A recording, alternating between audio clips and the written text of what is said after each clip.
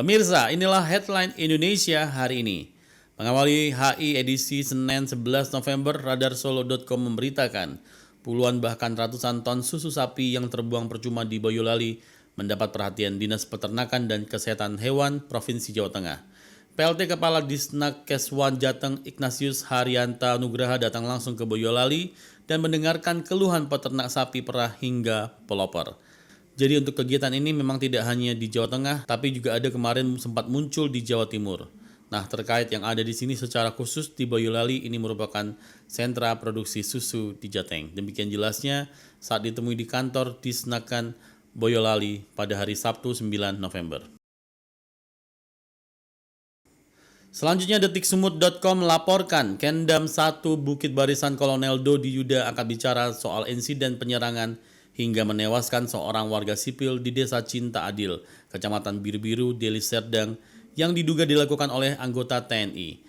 Dodi mengungkapkan bahwa ada sekitar 33 oknum anggota TNI yang diduga terlibat dalam peristiwa tersebut. Yang diduga oknum terkonfirmasi ada 33 orang, demikian kata Dodi saat konferensi pers di Medan pada hari Minggu 10 November 2024. Dodi mengatakan seluruh oknum prajurit itu sudah dilakukan pemeriksaan lanjutan. Mereka diperiksa di Pomdam 1 Bukit Barisan. Oknum pelaku yang sudah terkonfirmasi diduga terlibat sudah dilakukan pemeriksaan lebih lanjut di Pomdam 1 Bukit Barisan, ujarnya. Dodi mengaku saat ini pihaknya masih melakukan penyelidikan terkait peristiwa tersebut. Kemudian telah melakukan pertemuan dengan keluarga korban dan masyarakat untuk mediasi. Sementara itu Kompas.com memberitakan sebanyak 6 gunung api berstatus siaga dan awas. Aktivitas vulkanisnya meningkat signifikan dalam beberapa hari terakhir. Kepala Badan Geologi Kementerian Energi dan Sumber Daya Mineral atau SDM Muhammad Wafid menuturkan pihaknya memastikan semua gunung terawasi secara penuh.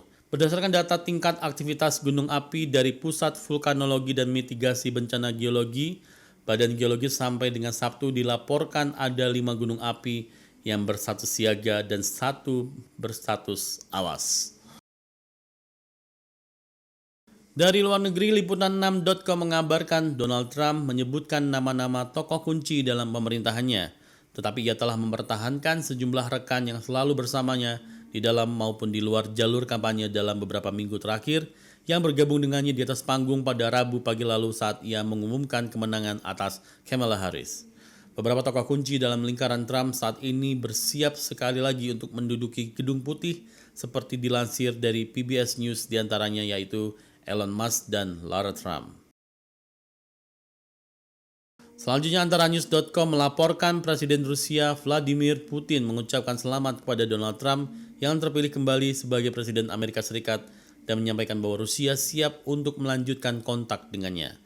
Putin menuturkan bahwa keinginan Trump untuk memulihkan hubungan dengan Rusia guna membantu menyelesaikan krisis Ukraina layak setidaknya mendapat perhatian dan Rusia siap untuk melanjutkan kontrak dengan Trump. Dari berita olahraga, bolasport.com memberitakan tunggal putri Indonesia Putri Kusumawardhani berhasil menjadi juara Korea Masters 2024 setelah menggulung wakil Cina Han Qianxi. Putri Kusumawardhani akhirnya mengecap gelar juara setelah memenangi laga final Korea Masters 2024 pada hari Minggu 10 November 2024 di Iksan Gymnasium Korea Selatan. Unggulan kedua itu berhasil membuat Han Qianxi sempoyongan sepanjang laga hingga menang dengan skor 21-14 dan 21-14 dalam waktu 39 menit. Kemenangan di final turnamen BWF World Tour Super 300 ini menjadi gelar pertama bagi putri. Dari Jakarta, Kompas.com memberitakan Direktorat Reserse Kriminal Polda Metro Jaya menangkap satu tersangka baru dan seorang buronan dalam kasus judi online yang melibatkan oknum di Kementerian Komunikasi dan Digital atau Kemenkomdigi. Penangkapan ini menambah panjang daftar pelaku yang sudah ditahan yang berkaitan dengan kasus tersebut. Polda Metro Jaya berhasil menangkap 2 pelaku lainnya yang terlibat dalam kasus perjudian online di Kemenkomdigi, demikian kata Kabid Humas Polda Metro Jaya Kombes Ade Arisyam pada hari Minggu 10 November 2024. 2 pelaku yang ditangkap berinisial DM, seorang buronan yang telah lama dicari, dan MN, tersangka baru dalam kasus ini.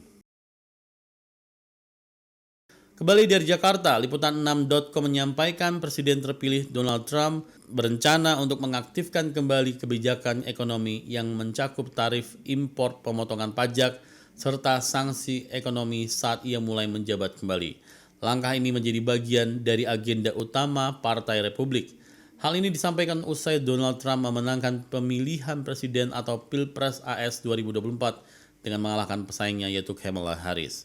Menurut Stephen Mnuchin, mantan Menteri Keuangan yang menjabat pada periode pertama Donald Trump dari tahun 2017 sampai 2021, pemotongan pajak adalah salah satu elemen krusial dari program yang akan diterapkan. Pemirsa, demikian Headline Indonesia hari ini.